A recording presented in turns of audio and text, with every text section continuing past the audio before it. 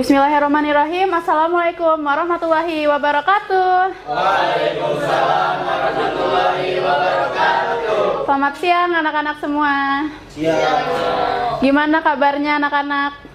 Baik. Alhamdulillah sehat semua. Jadi kita bisa belajar dengan semangat ya hari ini. Baik, sebelum pembelajaran hari dimulai, mari kita berdoa bersama-sama. Bismillahirrahmanirrahim. Rabbi zidni ilma warzuqni fahma. Amin. Baik, materi hari ini kita sejarah kebudayaan Islam ya, yaitu judulnya itu tentang kemunduran umat Islam. Nah, sebelum kita memulai materi hari ini, kita perlu tahu tujuan pembelajaran sejarah kebudayaan Islam itu tentang kemunduran umat Islam itu buat apa sih untuk kita? Pastinya buat jadi kita evaluasi buat pembelajaran kita bahwa di masa dahulu itu, apalagi ini kemunduran umat Islam, bisa kita jadikan pelajaran saat ini untuk umat kita. Di sini tujuan pembelajarannya itu yang pertama ada menjelaskan kondisi kejayaan umat Islam sebelum masa kemunduran, lalu yang kedua ada mengidentifikasi faktor-faktor internal dan eksternal, lalu yang ketiga menguraikan dampak, yang keempat menjelaskan kemunduran berbagai kerajaan besar Islam, lalu yang terakhir menumbuhkan kesadaran untuk belajar dari sejarah dan semangat untuk kebangkitan umat Islam masa kini. Nah, kejayaan umat Islam. Sebelum adanya kemunduran, pasti ada kejayaan umat Islam atau kemajuan umat Islam. Nah, kejayaan umat Islam itu awal mulanya itu ada pada masa Abbasiyah, Utsmani, Mughal, dan Syafawi. Umat Islam itu mencapai kejayaan yang sangat luar biasa. Lalu juga perkembangan ilmu pengetahuan, teknologi, budaya, dan ekonomi saat itu tuh sangat maju pesat. Terus juga wilayah kekuasaan Islam di situ saat itu membentang luas. Dunia Islam juga menjadi pusat peradaban dunia. Masya Allah, keren banget ya. Nah, ini kita masuk kejayaan umat Islam. Bukti-bukti kejayaan umat Islam pada masa itu, yang pertama itu Istana Alhambra, yaitu di Andalusia. Sekarang itu di Spanyol. Nah, Istana Alhambra ini selama hampir 800 tahun Islam berjaya di Andalusia. Nah, ini Alhambra ini jadi simbolnya, yaitu istana megah, dia penuh kaligrafi, ukiran indah, ada kolam pantul juga, dan taman-taman simetris yang mempesona. Nah, ini tuh dibangun oleh dinasti Bani Ahmar. Nah, Alhambra ini tuh bukan sekedar bangunan, tapi juga jejak nyata betapa tingginya peradaban Islam dalam seni arsitektur dan teknologi. Di sini bisa dilihat kalau Istana Alhambra itu benar-benar megah, dan juga dia nggak terkenal, maksudnya nggak dikenal di kalangan kita juga, maksudnya di dunia tuh juga dikenal banget. Lalu kejayaan umat Islam selanjutnya itu ada Taj Mahal di India. Nah, pasti kalian tahu banget Taj Mahal itu kayak gimana, karena dia ikon banget di India kan, Taj Mahal. Nah, di India ini terdapat Taj Mahal yang kemudian menjadi ikon budaya di India, yang itu merupakan peninggalan dari Daulah Islam. Nah, karena dahulu itu India pernah dikuasai oleh dinasti Mughal dari kerajaan Islam yang besar dan berkuasa selama ratusan tahun. Nah, dari sanalah muncul bangunan legendaris yang namanya itu Taj Mahal. Bukti kalau Islam itu pernah jadi bagian penting dari sejarah dan budaya Islam. Nah, bangunan itu dibangun oleh Kaisar Shah Jahan dari dinasti Mughal dan sebagai tanda cinta kepada istrinya, yaitu Mumtaz Mahal. Masya Allah. Terbuat dari marmer putih, dihiasi kaligrafi Arab, batu permata, dan taman simetris. Ini tuh Taj Mahal mencerminkan kejayaan arsitektur di India. Selain sebagai makam, Taj Mahal menjadi bukti bahwa Islam itu pernah berjaya di India, tidak hanya dalam kekuasaan tetapi juga dalam seni, budaya, dan peradaban. Nah, kini Taj Mahal termasuk dalam 7 keajaiban dunia dan diakui sebagai warisan dunia UNESCO, dan ini menarik jutaan pengunjung dari seluruh dunia setiap tahunnya. Nah, kita tahu India itu biasanya kita kenal India itu kayak Krishna yang Hindu Budanya, dewa-dewanya yang dewa sapi, dan ternyata India itu ini pas banget kemarin lewat di FYP saya, sangat bermanfaat banget. Ternyata di India itu nomor 2 masjid terbanyak di dunia. Dan kalian tahu nomor satunya negara apa? Betul. Nah, iya benar, nomor satu itu Indonesia. Dia tuh hampir 800.000 atau berapa ribu masjid ada di Indonesia. Nah, yang kedua itu India. Nah, itu benar-benar bikin tahu banget. Dikirain tuh India kebanyakan kuil-kuil beserta pada ini. Ternyata India itu banyak banget masjid-masjidnya.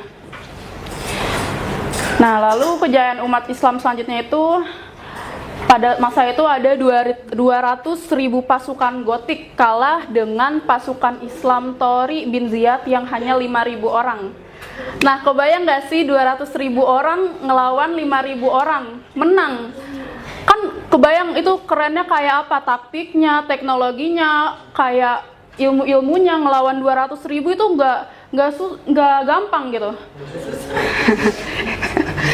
Bayangkan betapa pada masa itu benar-benar kayak gimana sih ngelawan 200.000 pasukan yang kita bisa kalahin yang hanya 5.000 orang. 5.000 orang selain modal orangnya pasti juga otaknya juga kayak gimana, latihannya kayak gimana, pasti benar-benar maju banget saat itu. Lalu yang kedua ada Ibnu Sina. Nah, di sini pasti kalian kenal banget sama Ibnu Sina, yaitu sebagai bapak kedokteran dunia. Ibnu Sina ini nggak dikenal di kalangan umat Islam juga, tetapi di dunia, yaitu ada nama baratnya, yaitu Avicenna. Nah, Ibnu Sina ini benar-benar dari kecil itu emang golongan yang orang pintar. Bahkan saat waktu masih kecil aja tuh dia benar-benar udah gampang menghafal. Dia di umur belasan aja dia juga udah hafal Al-Quran. Bahkan di umur 19 tahun tuh dia udah jadi dokter kerajaan. Karena pada saat itu ada seorang pangeran di Persia atau di mana gitu. Dia tuh punya penyakit yang nggak bisa disembuhin oleh dokter manapun. Nah, kepanggil lah Ibnu Sina. Ibnu Sina dipanggil buat nyembuhin si pangeran itu, karena pangeran itu punya penyakit yang sangat unik. Katanya pangeran itu merasa dirinya itu sebagai domba. Jadi ketika orang-orang buat nyembuhin dia bingung gimana, soalnya si pangeran itu gak nurut. Aku ini domba bukan manusia. Dia mikirnya dia tuh sebagai domba. Itu kan ada masalah sama psikisnya mungkin ya. Nah, Ibnu Sina ini datang ke kerajaan, dapat surat dari kerajaan buat datang menyembuhkan pangeran tersebut. Nah, Ibnu Sina datanglah ke istana. Nah, pertama-tama katanya dia ngirim surat ke pangeran, baiklah aku akan. Nah, ketika si Ibnu Sina datang, kita datanglah Ibnu Sina ke kamar si pangeran, menyuruh para pengawal mengambil pisau dan alat-alat sembelih lainnya. Nah, lalu ditutuplah kamar, disembelih, disuruh para pengawal buat tidurin si pangeran buat disembelih. Nah, pas sudah mau disembelih, udah banget tuh mau disembelih. Nah, Ibnu Sina mengstopkan kegiatan itu karena dia bilang, wah ini dombanya masih kurang gemuk, harus digemukin lagi, nggak bisa disembelih. Jadi mereka nyuruh pengawal buat kasih empan ini domba gitu. Karena pangeran itu ngerasa dirinya domba dan pengen banget disembelih, jadi dia makan, dirawat dengan baik, dia nurut karena dia mikirnya sebagai domba. Nah, berangsur-angsur disembuhin itulah pangeran pun sadar otaknya bahwa dia itu bukan domba. Nah, itu kisah yang ada pada zaman dahulu. Mungkin ada atau tidak, kita bisa ambil hikmahnya. Lalu ada Al-Khawarizmi, yaitu matematikawan dunia pencipta aljabar atau algebra. Lalu ada algoritma, dan Al-Khawarizmi inilah yang menciptakan angka 0. Dia juga menciptakan angka desimal, dan ini sangat berpengaruh buat masa depan sekarang di era teknologi. Masuklah kemunduran umat Islam. Nah, kemunduran umat Islam itu masalahnya ada apa sih? Nah, yang pertama itu runtuhnya Daulah Abbasiyah. Nah, karena apa? Di sini ada faktor kemunduran umat Islam. Yang pertama itu ada eksternal. Yang pertama itu ada perang salib. Lalu ada penyerangan bergelombang bangsa Mongol. Yang kalian tahu bangsa Mongol waktu itu pernah benar-benar habis-habisan menjajah wilayah itu, sampai katanya perpustakaan besar kita Bait Al-Hikmah dibakar, lalu buku-bukunya dibuang ke sungai sampai sungainya menghitam karena tinta-tinta buku tersebut. Lalu terbunuhnya Khalifah Al-Mu'tasim. Terus juga di belahan bumi yang lain juga mengalami peristiwa yang hampir sama. Daulah Bani Ahmar Andalusia juga berakhir dengan tragis. Khalifah terakhir juga diusir dari Andalusia. Nah, Daulah Mughal di India juga mengalami hal serupa, rapuhnya kondisi dalam negeri Daulah Mughal lalu membuka kesempatan Imperium Inggris berhasil masuk dan meruntuhkan kejayaan Mughal dan kemudian menguasainya. Lalu Daulah Bani Ahmar yang harus keluar dari Andalusia, terus karena jika tidak maka disuruh harus berpindah keyakinan Daulah Mughal yang dijajah Inggris. Nah, inilah sebab kemunduran umat Islam saat itu. Nah, lalu ada kemunduran umat Islam menurut Syekh Amir Syakib Arselan, yaitu mengungkap beberapa alasan mengapa umat Islam mundur dan sulit untuk maju. Di sini ada 4 poin. Yang pertama itu umat Islam itu tidak benar-benar mengamalkan ajaran Islam sesuai dengan syariat, khususnya Al-Quran dan hadis. Lalu yang kedua, umat Islam itu tidak mau bersatu dan terpecah belah. Lalu yang ketiga, mayoritas umat Islam itu terlalu cinta sama dunia dan takut mati. Lalu yang terakhir, mundurnya umat Islam itu disebabkan hilangnya semangat jihad. Ini benar-benar terjadi pada saat kita ini ya guys. Ya anak-anak. Nah, lalu ada juga imperialisme bangsa barat. Nah, kemajuan bangsa barat di berbagai bidang seperti ilmu pengetahuan, perdagangan, ekonomi, industri perang, dan teknologi militer menjadikan mereka ingin menguasai seluruh dunia. Dengan misinya yang kalian tahu yaitu 3G, yaitu Gold, Glory, Gospel, yaitu Gold itu emas, Glory kejayaan, dan Gospel keyakinan. Nah, lalu jatuhnya kekuasaan Turki Utsmani menjadi bangsa barat pun semakin mudah bersentuhan dengan umat Islam. Mereka menguasai kawasan perdagangan internasional. Nah, karena perdagangan itu sangat sangat sensitif banget. Perdagangan, ekonomi krisis, maka seluruh pemerintahan pun ikut jatuh karena disitulah kuncinya yang untuk memajukan kemajuan suatu bangsa.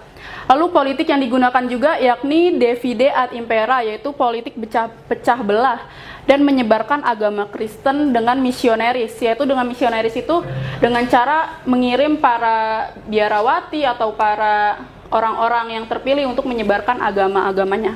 Lalu imperialisme juga merusak segala tatanan baik politik, ekonomi, sosial, dan budaya hingga moralitas bangsa-bangsa Islam yang menjadikan dinamika keislaman mati suri. Nah, lalu munculnya gerakan pembaruan Islam. Nah, dengan adanya kemunduran tadi, umat Islam juga tidak hanya mengambil buruknya saja, tetapi juga mengambil motivasi atau mengambil apa sih yang bisa kita ambil dari pelajaran yang kemarin, yaitu munculnya gerakan pembaruan Islam, yaitu imperialisme yang tadi itu mencetuskan kebangkitan umat Islam, yaitu kristalisasi kesadaran keimanan dan membangun tatanan seluruh aspek kehidupan yang sesuai dengan prinsip Islam. Nah, artinya kewajiban bagi umat Islam untuk mewujudkan melalui gerakan-gerakan baik di bidang politik, ekonomi, sosial, dan juga budaya. Nah, di antara kelompok pembaru, mereka itu meniru pola dan sistem pendidikan yang diterapkan oleh bangsa barat dan mengembangkan sains dan teknologi. Nah, gerakan ini dipelopori oleh Sultan Mahmud II dari Turki Utsmani, Syed Ahmad Khan dari India, dan Muhammad Ali Pasha di Mesir. Lalu muncullah gerakan pembaruan Islam. Nah, ini tuh kelompok modernis lainnya yang menggagas pembaruan yang berpola terhadap penyebab kemunduran umat Islam karena meninggalkan ajaran-ajaran Islam. Nah, kelompok ini mengajak umat Islam untuk kembali kepada Al-Quran dan Al-Sunnah. Lalu juga gagasan pembaruan yang berorientasi terhadap nasionalisme mendasar bahwa umat Islam itu terdiri dari berbagai bangsa yang hidup di daerah dan lingkungan budaya yang berbeda-beda sehingga memerlukan usaha pengembangan yang sesuai dengan kondisi masing-masing. Nah, jadi kemunduran kerajaan besar Islam itu ada beberapa daulah. Yang pertama itu ada Daulah Abbasiyah. Daulah Abbasiyah itu runtuh akibat serangan Hulaguhan atau bangsa Mongol tahun 1258 Masehi. Lalu juga Daulah Utsmani, dia itu melemah setelah kekalahan dari Perang Dunia I. Lalu Daulah Mughal, dia dikuasai Inggris dan berakhir dengan pengasingan Bahadur Shah II. Lalu Daulah Syafawi, dia terpecah akibat konflik internal dan tekanan luar. Nah, karena runtuh-runtuhnya daulah-daulah inilah jadi memunculkan kemunduran kerajaan besar Islam dan juga kejayaan umat Islam pada saat itu pun mundur. Nah, ini ada dampak penjajahan Barat. Yang pertama ada kerusakan budaya lokal dan sistem pendidikan Islam. Lalu yang kedua ada eksploitasi sumber daya alam dunia Islam. Lalu yang ketiga munculnya batas-batas negara kolonial. Nah, dampak-dampak inilah membuat penurunan martabat umat Islam di mata dunia. Nah, dari kemunduran umat Islam tadi bisa kita ambil refleksi dan ibrah, yaitu kemunduran Islam itu bukan takdir tapi akibat dari menjauh dari petunjuk Allah. Artinya itu kemunduran umat Islam itu bukan sesuatu yang pasti terjadi, tapi disebabkan karena umatnya meninggalkan ajaran Islam yang sejati seperti keadilan ilmu dan persatuan. Nah, umat Islam mundur itu bukan karena ditakdirkan Allah karena mundur, karena umatnya lah yang tidak mau belajar dan menerima kemajuan. Sebab pada saat itu umat Islam juga sangat tertutup karena memikirkan kebanyakan entah duniawi dan menolak teknologi kemajuan pada saat itu. Jadi tersingkirlah dengan bangsa Barat yang pikirannya pun maju ke depan dengan teknologi, karena umat Islam saat itu bisa dibilang takut bid'ah, jadi menolak sebuah kemajuan teknologi pada masa itu. Lalu pentingnya introspeksi dan belajar dari sejarah. Nah, dari sejarah tadi umat Islam harusnya melihat ke belakang, memahami kesalahan masa lalu seperti perpecahan dan masalah intelektual agar tidak terulang kembali. Nah, perpecahan tadi itu pastinya bukan karena hanya masalah luar, tetapi di dalam juga, yaitu daulah-daulah tadi ingin mempunyai pemimpin dari bangsanya sendiri, dari gennya sendiri. Nah, itulah memunculkan para perselisihan dan permasalahan yang menjadi terpecah belahnya umat Islam. Karena umat Islamnya terpecah belah, tidak mau menyatu, dan itulah umat Islam jadi mundur karena pikirannya masih ingin berpecah-pecah belah. Lalu pentingnya persatuan. Nah, ini dia ilmu pengetahuan dan kepemimpinan yang adil. 3 hal ini adalah kunci bangkitnya kembali kejayaan Islam, yaitu bersatu sebagai umat, menghidupkan semangat belajar, dan menciptakan pemimpin yang bijak dan amanah. Nih, ini semua. Nah, refleksi dan ibrah ini untuk apa? Nah, untuk kita semua, karena kita ini yang mengubah umat Islam untuk menuju kemajuan. Nah, tantangan umat Islam di dunia modern, umat Islam saat ini banyak sekali menghadapi sejumlah kesulitan. Nah, untuk itu kita menghadapi tantangan ini harus terus belajar dan berubah dari pengalaman yang sudah berlalu tadi. Dengan cara apa ya tadi? Dengan cara mengubah pola pikir yang dulu itu untuk maju ke depan. Nah, sekarang sudah sampai penutup dan motivasi. Di sini ada motivasi, yaitu bangsa yang besar adalah bangsa yang belajar dari sejarahnya. Nah, kita bisa belajar dari sejarah-sejarah tadi untuk tidak terulang kembali, tetapi untuk kita jadikan pelajaran bagaimana supaya kita menghindari kesalahan-kesalahan di masa lalu tersebut. Mari bangkitkan kembali kejayaan umat Islam dengan ilmu, akhlak, dan persatuan. Islam itu mendorong kita untuk berdampingan secara damai dengan semua orang untuk mempromosikan perdamaian internasional. Nah, kita harus memberikan contoh yang pasif nih untuk internasional, bahwa Islam itu tidak ingin terpecah belah, ingin semuanya itu berdamai untuk keamanan dunia. Nah, gitu. Dah, sampai sekarang kita uji pemahaman kita. Silakan di scan barcode ya anak-anak. Ya, silakan di scan karena sudah mendengar penjelasan. Menyembelih kamu. Nah, orang-orang bingung menyembelih katanya gimana sih ya? Nanti gue potong.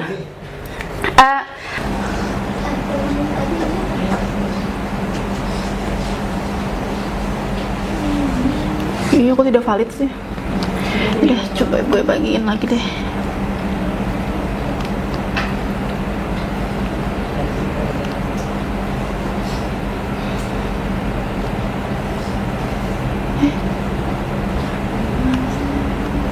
Sebentar ya, anak-anak. Aduh, kenapa sih?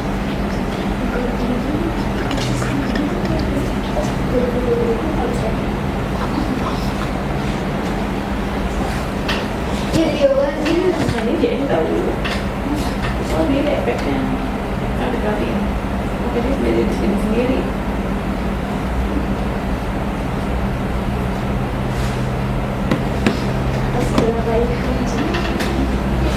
Raihan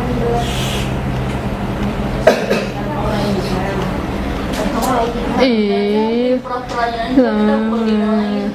Iya ya. Baik. Dia tuh pura-pura cari gendong aja sini bosnya. Yang mana? Sini banyak film di sini dong. Ada nama yang Inggris, Korea. Sebenernya gue mau tunjukin ya yang skor gitu, tapi nggak apa-apa. Langsung aja ya. Gimana udah gitu ya. Ada nggak? Bisa nggak jadi main? Emang nggak bisa. Ya udah kayak gitu. Bisa. Aku nggak bisa masuk. Nih coba kalian scan gambar ini ya. Jika sudah muncul, silakan dikerjakan masing-masing, oke? Oke.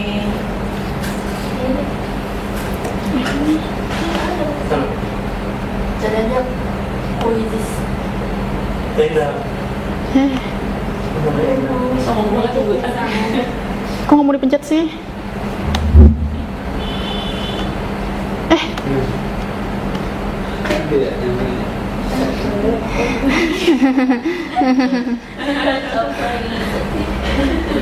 Ya silakan diisi. Udah. Ya sudah ibu kirim ya nak. Itu. Ya, tidak bisa. Oke, udah join semua? Udah join semua anak-anak? Nggak bisa, Bu. Ada yang time out, Bu, time out. Ih, bisa ini mulai. PKP. Banyak banget. Ya silakan dibuka dan dikerjakan.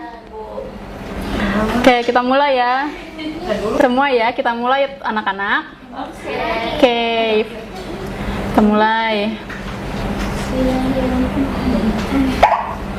Coba itu. Coba.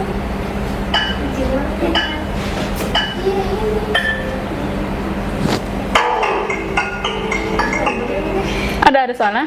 Ada.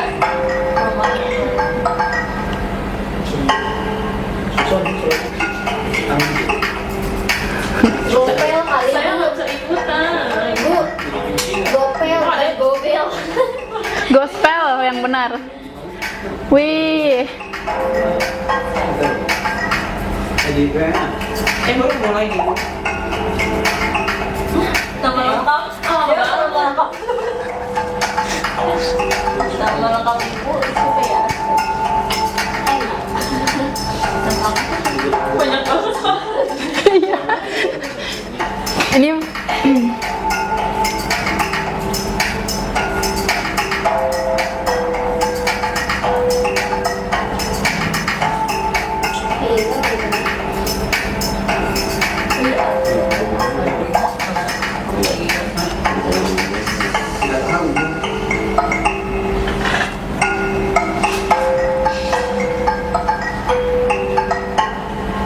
Salah, malas ah. Bilang gitu kan? Ngambut kan? udah. Sabar dulu. Sabar dulu.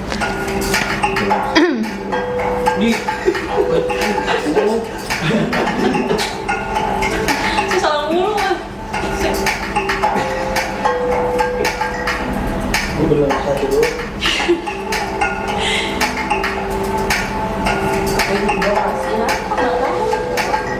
Mana sih yang dari istana? Ini kau ya? Anjay, bener. Gue beli mobil.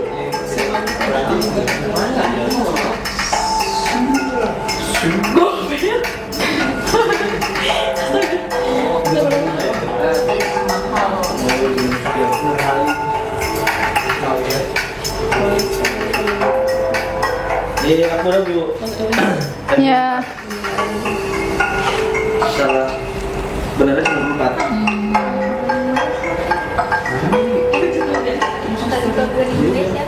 Udah tahu?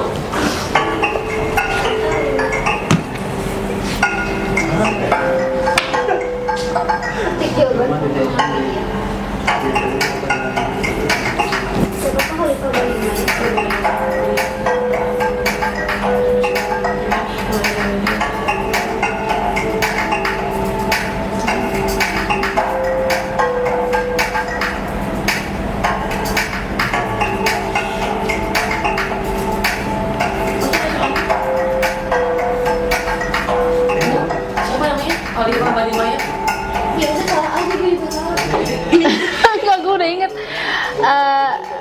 Aduh, gue lupa tadi, gue inget. Iya, Muawiyah bin Abi Sufyan. Iya. Masih tahu. Satunya lagi bisa kok, ada 2 opsi di situ. Masuk dua kunci. Ya. Salah sih. Mau ya. Siapa sih kamu?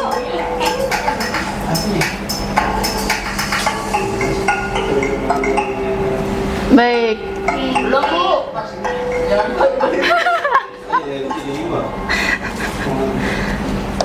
Wih. ini mantap Pak. Nama lengkapnya tadi punya kotak gitu sih. Iya, itu Umayyah. ada segitu huruf nama ibu. Enggak tahu deh.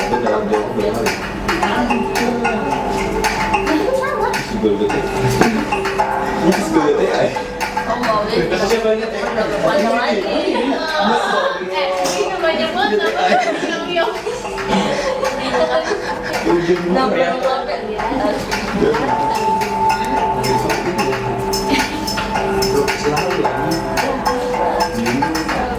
Di sini. Iya, Zahra. Bukan. Salah. 1 menit lagi ya.